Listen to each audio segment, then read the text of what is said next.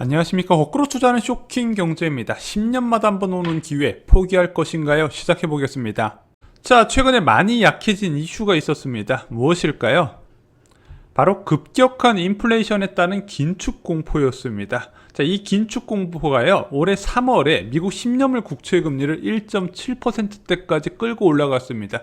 그에 따라서 대한민국 10년물 국채 금리도 2%가 넘게 되죠. 전 세계 유동성 시장에 큰 변화를 야기했던 사건이었습니다.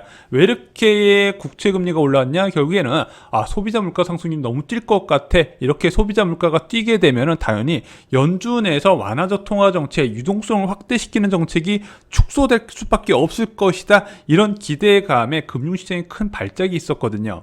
실제 금융시장의 우려대로 4월부터 높은 인플레이션이 왔습니다.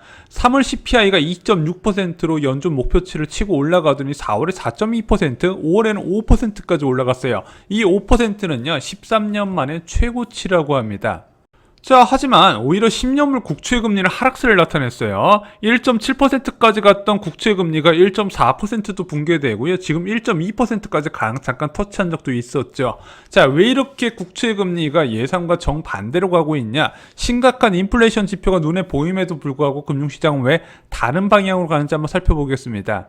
자, 가장 큰 원인으로는요, 연준의 입장입니다. 제롬 파월 의장이 인플레이션 일시적이다, 장기적으로는 2%로 떨어질 것이다. 그럼 인플레이션이 왜 이렇게 높냐? 결국에는 작년에 저유가, 저물가, 봉쇄제에 따른 소비 확대 부분이다. 그래서 올해 한시적으로 뛰고 내년부터 안정세가 나타나기 때문에 통화 정책을 바꿀 일이 아니다, 이렇게 언급을 했던 겁니다. 그래서 주식시장에 유명한 격언이 있죠. 패대에 맞서지 마라. 그래서 금융시장도 이런 인플레이션 요소에 대해서 좀 둔감해진 것이 사실입니다. 자, 작년부터 연준은요, 이 물가 급등에 대해서 예상을 하고 있었습니다. 그래서 작년 8월에 나온 것이 바로 평균 물가 안정 목표제죠. 일시적으로 우리 목표 2%가 뛴다 하더라도 장기적 걸쳐서 2%에 도달했는지 안 했는지 보겠다. 그래서 현재 2% 넘는 물가 상승률 심각하긴 하지만 이것은 기저효과에 의한 부분이고 내년에 진짜 물가가 나타나는지 봐야 되지 않겠냐, 이렇게 언급을 했던 부분이고, 현재 인플레이션 지표가 과도하게 나는 거에서 별로 신경을 안 쓰겠다. 그러다 보니까 금융시장도 CPI 지표가 계속 치솟는 거를 반영하고 있지 않다는 거예요. 그리고 연준의 통화정책 방향 결정에 가장 크게 영향을 주는 요소는요, 물가가 아니라 고용입니다. 이것이 한국과 다른 점이에요. 자, 한국은요, 시중에 통화량이 많아지니 소비가 늘어나고 물가 상승 압력이 작용하는구나. 물가가 높기 때문에 유동성을 긴축으로 회수해야겠다. 이래서 물가 불안에 따른 금리 인상이 자연스럽게 연계가 되는 부분인데, 기축통화국가인 미국은 좀 다르게 접근해요. 경제 전망이 좋으니 투자가 늘어나도 고용도 확대되네. 지금 경제 지표는 별로지만 고용 지표가 회복되는 것을 보니 앞으로 경제가 좋아질 것이 전망되네. 금리 올려도 되겠다. 이런 식으로 접근을 한다는 겁니다. 그래서 실제 미국발 금융위기 이후에 연준이 금리 인상 진행했을 때 상황을 보잖아요. 자, 2015년 12월에 금리 인상 한번 했고 2016년 12월에 추가 금리 인상 단행합니다. 그리고 나서 지속적인 금리 상승 대열에 합류를 해요. 자, 그런데 첫 번째 금리 인상했을 때 CPI, 소비자 물가 상승률 볼까요? 0.5% 상승률입니다. 심각한 저물가였죠. 그럼에도 불구하고 금리 인상을 합니다. 6월 12일 날 금리 인상 두 번째 단행했을 때 소비자 물가 상승률 1.6% 나왔어요. 실제적으로 물가만 봤으면 금리 인상할 상황이 아님에도 불구하고 금리를 올렸다는 부분이죠. 자, 그럼 무엇을 보고 금리를 올렸냐? 실업률이 당시 완전 고용이라 했던 5%에 다다르자 긴축으로 전환하는 거예요. 자, 금융위기 때 10.2%까지 올라갔던 미국 실업률이요, 2015년 12월 4일 날 5%로 발표됩니다. 자, 그리고 두 번째 금리 인상했을 때는 4.6%로 시장의 예측치 4.9%보다 한참 낮게 나타났던 거예요. 그래서 이런 고용지표를 보고 금리 인상을 단행했다는 겁니다. 자, 일반적으로 통화정책의 전환은요, 항공모함 움직임에 비유를 합니다.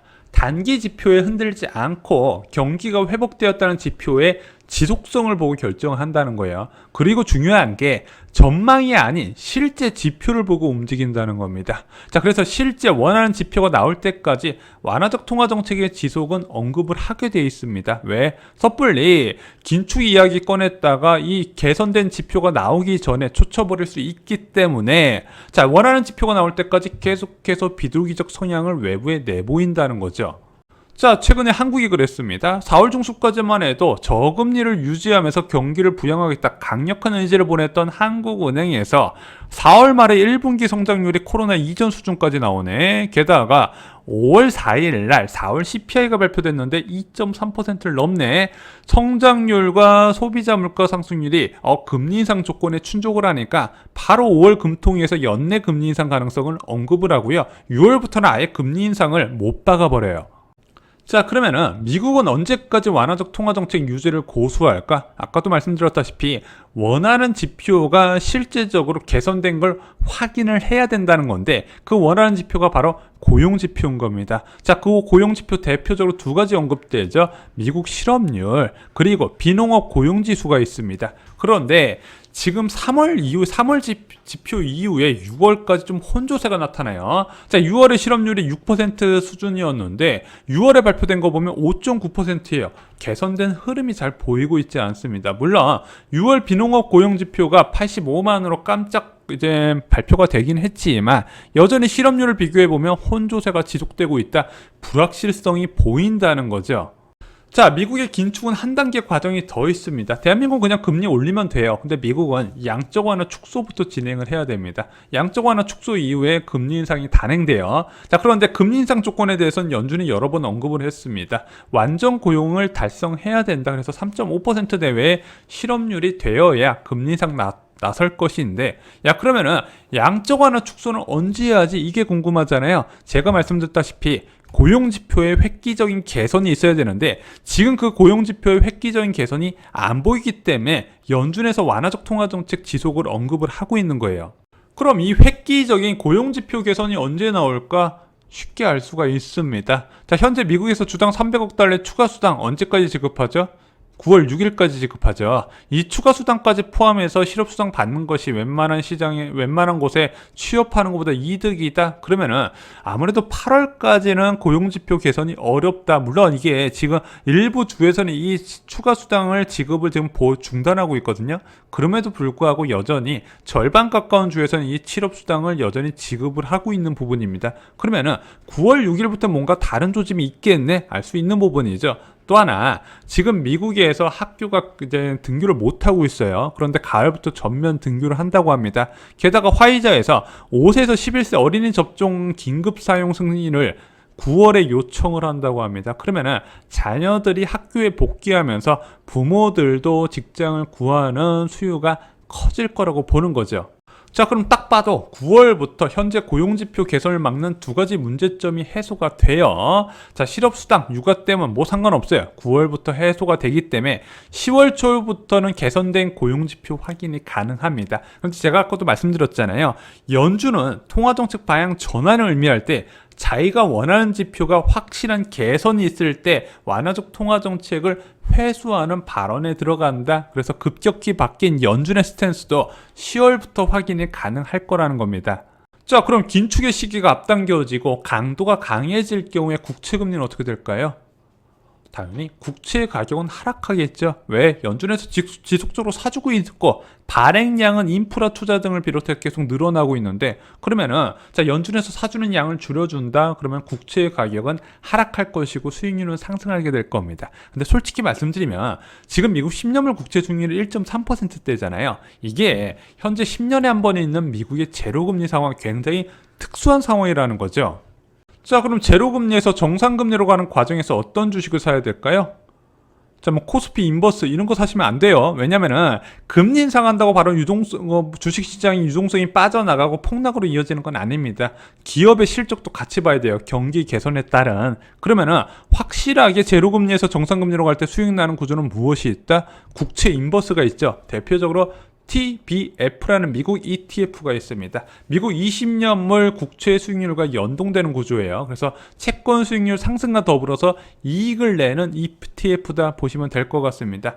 최근에 이제 좀 반등하려고 한 조짐이 있었다가 다시 미국 10년물 국채 수익률이 빠지면서 동반 하락세가 나타났습니다. 그런데 이것은요, 최소 1년 이상 장기로 끌고 가긴 좋은 종목이다. 왜? 언젠간 제로금리는 끝나기 때문에 그거에 대한 믿음을 갖고 장기적인 보유가 가능한 종목이라는 거예요.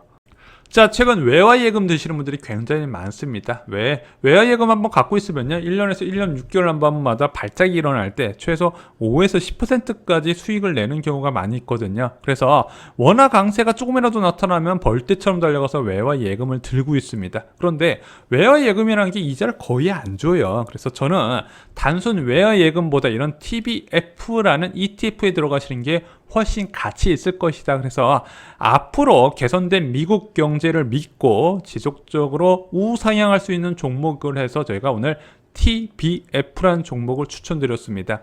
자, 이상으로 쇼킹 경제 마칩니다. 자, 그런데 주식의 미래는 아무도 알 수가 없습니다. 물론 이게 장기적으로 오를 것 같은 전망이 있어서 영상은 찍어드리긴 했지만 앞으로 어떤 변수가 있을지 아무도 모른다는 부분이에요. 이런 리스크를 분산하기 위해서는 결국에는 과도하리만큼 다양한 종목에 분산 투자하셔라 여러 번 말씀을 드렸습니다. 좋아요, 구독, 공유 꼭 부탁드립니다. 감사합니다.